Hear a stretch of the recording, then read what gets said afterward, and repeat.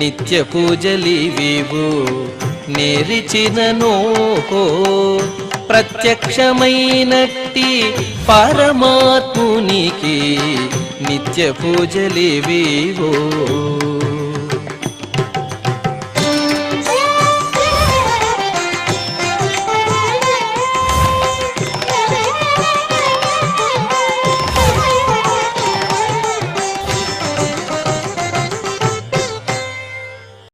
ఓం నమో వెంకటేశాయ.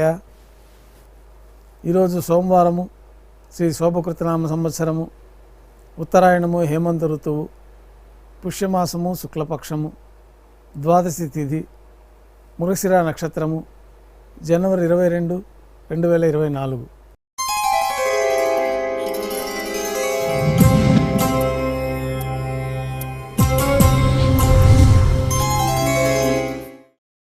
మాధ్యాహ్నిక ఆరాధనలో భాగంగా బంగారు పంచపాత్రలో శుద్ధ జలాన్ని నింపుకొని ఉపచారములు సమర్పించి అష్టోత్తర శతనామాలతో అర్చన నిర్వహించిన తర్వాత మాధ్యాహ్నిక నైవేద్యంగా అన్నప్రసాదాలు, పన్యారాలు నైవేద్యంగా సమర్పించి భక్తులని సర్వదర్శనానికి అనుమతిస్తారు. ఉభయ దేవేరులతో శ్రీ మలయప్ప స్వామివారు బంగారు తిరిచిపోయిన వేంచేస్తారు. మేళతాళాలతో ఊరేగింపుగా విమాన ప్రదక్షిణంగా సంపంగి ప్రాకారంలో కల కళ్యాణ మండపానికి చేరుకుంటారు. కళ్యాణోత్సవం ప్రారంభమవుతుంది. పుణ్యాహవాచనం, అంకురార్పణ, రక్షాబంధనము, అగ్నిప్రతిష్ఠ, స్వామివారికి అమ్మవార్లకి నూతన పట్టు వస్త్రాల సమర్పణ, మహాసంకల్ప పఠనం, మాంగళ్యాలకు ఆరాధన, పూజ నిర్వహణ పూర్తయిన తర్వాత శ్రీవారి తరఫున మాంగళ్యముల అమ్మవార్లకు సమర్పణ గావించి ఈ సందర్భంగా శ్రీవారికి అమ్మవార్లకి కర్పూర నీరాజనం సమర్పణ, విశేషమైన హోమాలతో పూర్ణాహుతి పూర్తయిన తర్వాత మాలా పరివర్తనం అనే కార్యక్రమాన్ని నిర్వహించి ఉభయ దేవేరుల్ని శ్రీవారి చెంతకు చేర్చి అక్షతారోపణం అనే వైదిక కార్యక్రమం పూర్తయిన తర్వాత కర్పూర నీరాజనము, నైవేద్యము, తిరిగి కర్పూర నీరాజనంతో కళ్యాణోత్సవం పూర్తవుతుంది. ఉభయ దేవేరులతో శ్రీ మలయప్ప స్వామివారు మేళతాళాలతో ఊరేగింపుగా ధ్వజస్తంభం వద్ద గల అద్దాల మండపానికి చేరుకుంటారు. ఊంజల్ సేవలో భాగంగా అద్దాల మండపంలో శ్రీ మలయప్ప స్వామివారు ఉభయ దేవేలతో వేంచేస్తారు. నైవేద్యం పూర్తయిన తర్వాత వేదపారాయణ నడుమ ఊంజల్ సేవ నిర్వహిస్తారు. కర్పూర నీరాజనంతో అద్దాల మండపంలో ఊంజల్ సేవ పూర్తి అవుతుంది. ఉభయ దేవేలతో శ్రీ మలయప్ప స్వామివారు బంగారు తిరిచిపోయిన వేంచేస్తారు. మేళతాళాలతో ఊరేగింపుగా ఆలయం వెలుపల కల వైభవోత్సవ మండపానికి చేరుకుంటారు. ఆర్జిత బ్రహ్మోత్సవంలో భాగంగా గరుడ వాహనంపైన శ్రీ మలయప్ప స్వామివారు వేంచేస్తారు. కర్పూర నీరాజనంతో గరుడ వాహన సేవ పూర్తి అవుతుంది. హనుమంత వాహనంపైన శ్రీ మలయప్ప స్వామివారు వేంచేస్తారు. కర్పూర నీరాజనంతో హనుమంత వాహన సేవ పూర్తి అవుతుంది. పెద్దశేష వాహనంపైన శ్రీ మలయప్ప స్వామివారు వేంచేస్తారు. కర్పూర నీరాజనంతో పెద్దశేష వాహన సేవ పూర్తి అవుతుంది. బంగారు తిరిచిపోయిన శ్రీ మలయప్ప స్వామివారు వేంచేస్తారు. ఉభయ దేవేరులతో కలిపి శ్రీ మలయప్ప స్వామివారికి కర్పూర నీరాజనం ఇవ్వడంతో ఆర్జిత బ్రహ్మోత్సవం పూర్తి అవుతుంది. సాయం సంధ్య వేళలో 1000 దీపాలతో అలంకరించబడిన సహస్ర దీపాలంకరణ సేవ మండపానికి ఉభయ దేవేరులతో శ్రీ మలయప్ప స్వామివారు వేంచేస్తారు.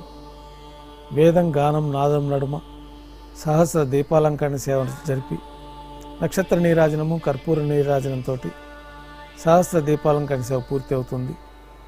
ఉభయ దేవేలతో శ్రీ మలయప్ప స్వామివారు బంగారు తిరిచిపోయిన మేళతాళాలతో ఊరేగింపుగా 4 తిరువీధుల్లో ప్రదక్షిణం చేసుకుని భక్తులను అనుగ్రహించి ఆలయానికి చేరుకుంటారు.